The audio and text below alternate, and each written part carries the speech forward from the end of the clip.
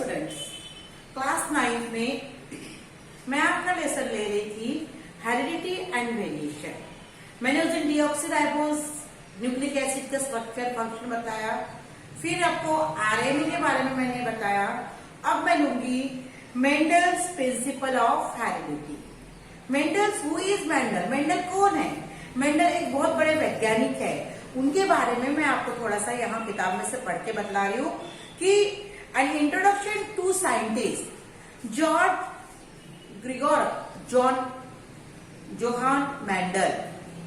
Birth है 20 जुलाई 1822 और उनकी डेथ हुई है 6 जनवरी 1884। Grigor Johann Mendel was an Austrian scientist. He studied the inheritance of some characteristics of the pea plant. Characteristics of pea plant उन्होंने study की। He showed that inheritance of these characteristics follow certain principle. जब वो inheritance के बारे में पढ़ाई कर रहे थे, उन्होंने उनको ये पता चला कि इनहेरिटेंस कैरेक्टरिस्टिक जब पेरेंट्स से ऑफस्प्रिंग लेता है, इनहेरिटेट करता है, it follows it having this characteristics follows certain principle. Later this principle become popular by his name, that is Mendel's principle of inheritance या heredity. Later this principle becomes popular by his name Mendel's. His work was recognized only in the 20th century after a reconfirmation of this principle. The same principles now form the basis of modern genetic.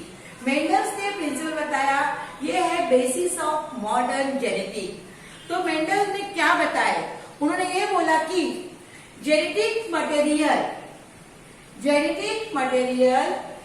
Is transferred in equal quantity from parents to progeny, that is offspring. Genetic material is transferred in equal quantity from parents to progeny. Principle of heredity are based upon this fact. तो Mendel ने क्या बोला कि principle of heredity is based upon this fact, that is कि genetic material is transferred from parents to offspring, that is inherited by. अब उस आधार पर मेंडल ने ये बताया कि genetic material transfer from parents to offspring, this is if both the parents make equal contribution to the inheritors, the characteristics which will appear in the progeny.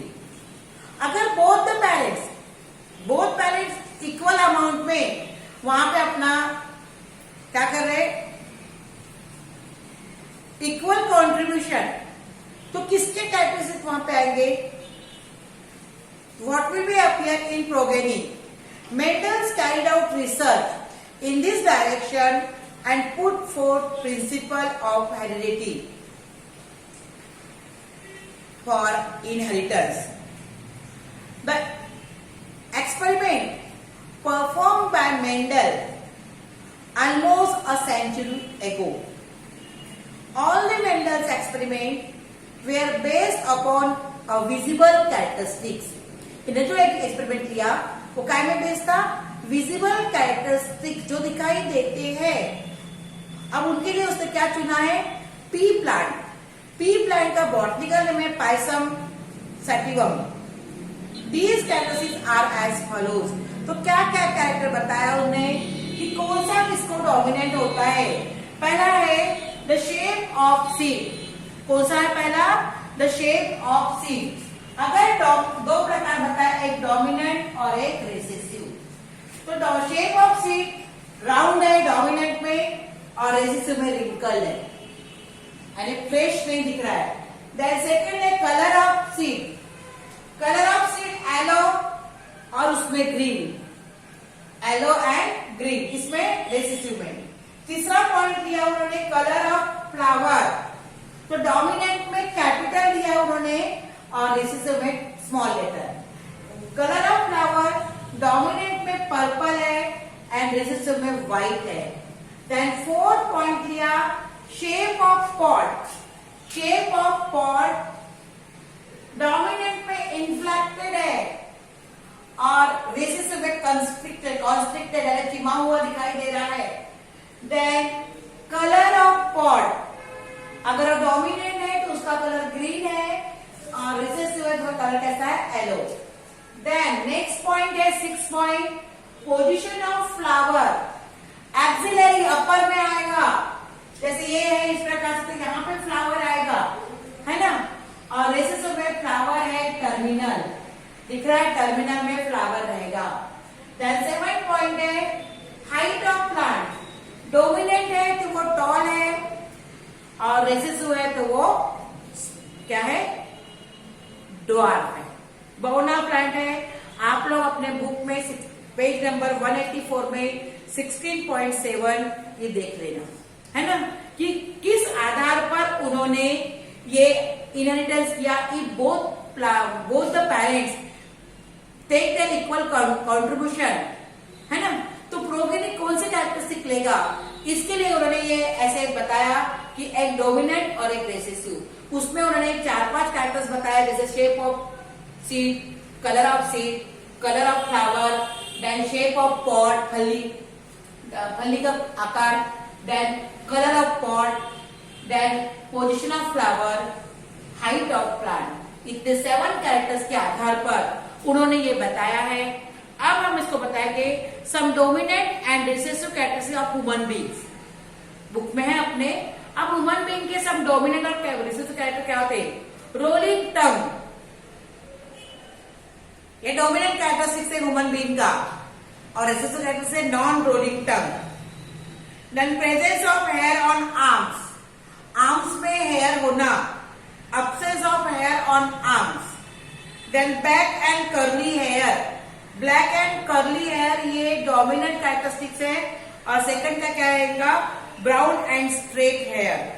Then free earlobe और attached earlobe, ये free और ये attached type के। इस प्रकार से Mendel ने characteristics के आधार पर, पेरेंट्स के कैरेक्टरिस्टिक्स के आधार पर प्रोगेनी क्या इनहेरिटेट करता है इसके बारे में बताया है। We shall study the following crosses to clearly understand the conclusion of Mendel's experiment. अब इसके लिए उन्होंने डबल प्रकार का बताया कि Mendel's monohybrid cross and Mendel dihybrid cross. अब हम इसमें पढ़ेंगे Mendel's monohybrid cross.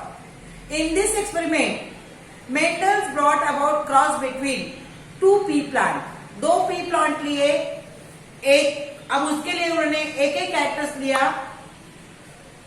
2 pea plants with only 1 pair contrasting characteristics।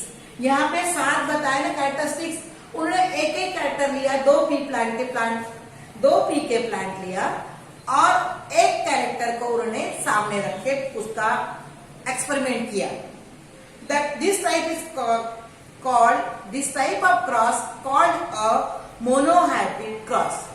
2 plant से पी के 1 and 2, जैसे ये एक प्लांट है और ये सेकंड प्लांट है, तो इन दोनों का एक ही कैरेक्टर लिया, दैट इज,